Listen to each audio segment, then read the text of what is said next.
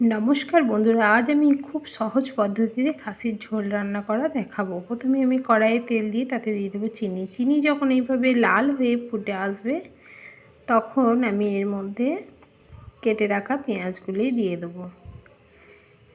পেঁয়াজগুলো খুব ভালোভাবে ভেজে নিতে হবে, খুব সুন্দর লাল লাল করে ভেজে নিতে হবে। দেখতে থাকো বন্ধুরা আমি কিভাবে ভাজছি।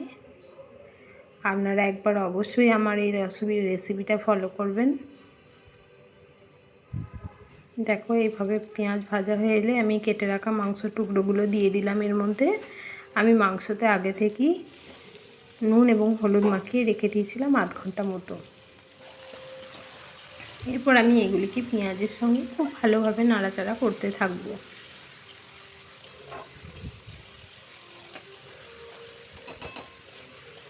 খুব ভালোভাবে ভেজে নিতে হবে।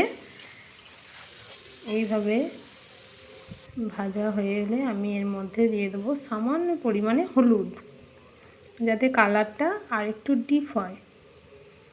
দেখো আমি অল্প পরিমাণ হলুদ এবং অল্প পরিমাণ নুন দিলাম আবারও। এইভাবে নুন এবং হলুদ দিয়ে আমি আরও কিছুক্ষণ ভেজে নেব। ভাজা হয়ে গেলে আমি এর মধ্যে দিয়ে দেব টমেটো কুচি। টমেটো কুচি দিয়ে দেওয়ার পর আমি এতে আদা এবং রসুন বাটা অ্যাড করব। এই খাসির ঝোলে দেখুন বন্ধুরা, আপনারা লক্ষ্য করবেন আমি বিশেষ কোনো মশলা ব্যবহার করিনি।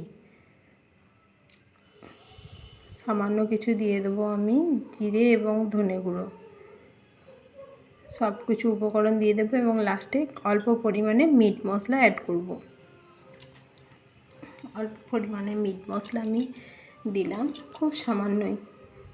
যারা মিট মশলা পছন্দ করেন না তারা নাও দিতে পারেন। এবার আমি এই সমস্ত উপকরণ একসঙ্গে মিশিয়ে আমি 5 মিনিটের জন্য মিডিয়াম টু লো ফ্লেমে কষতে থাকব। এইভাবে একবার হলেও রান্না করে দেখবেন বন্ধুরা। এইভাবে অনেকজনের তেল মশলাতে অনেক রকম সমস্যা হয়, কিন্তু এইভাবে রান্না করে খেলে কোনো অসুবিধাই হবে না। এটা খুবই সিম্পল রান্না একটা দেখাচ্ছি আপনাদের, আপনারা ট্রাই করবেন। যদি ভালো লাগে তাহলে লাইক কমেন্ট শেয়ার করবেন এবং খেতে কেমন হয়েছে অবশ্যই জানাবেন। দেখুন বন্ধুরা আমি এর মধ্যে আগে থেকে ভেজে রেখেছিলাম সেই আলুগুলো দিয়ে আবারও নাড়াচাড়া করব খানিকক্ষণ। এইভাবে নাড়াচাড়া করতে হবে।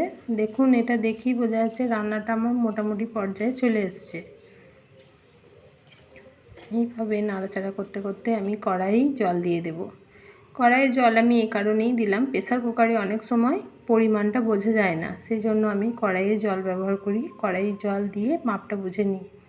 এর মধ্যে আমি আগে থেকে চর্বিগুলোতে হলুদ এবং নুন মাখিয়ে রেখে দিয়েছিলাম, সেগুলো এই জলের উপর দিয়ে দেবো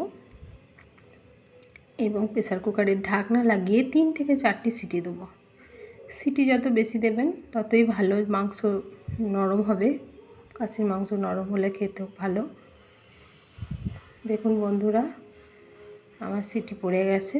আমি ঢাকনা খুলে এগুলোকে আর একবার কড়াইয়ে ঢেলে নিলাম এবং এতে কিছু পরিমাণ লঙ্কা গুঁড়ো, সামান্য হলুদ এবং সামান্য নুন দিলাম এবং উপর থেকে কিছুটা পরিমাণ মিট মশলা ছড়িয়ে দেবো যাতে সেন্টটা থাকে।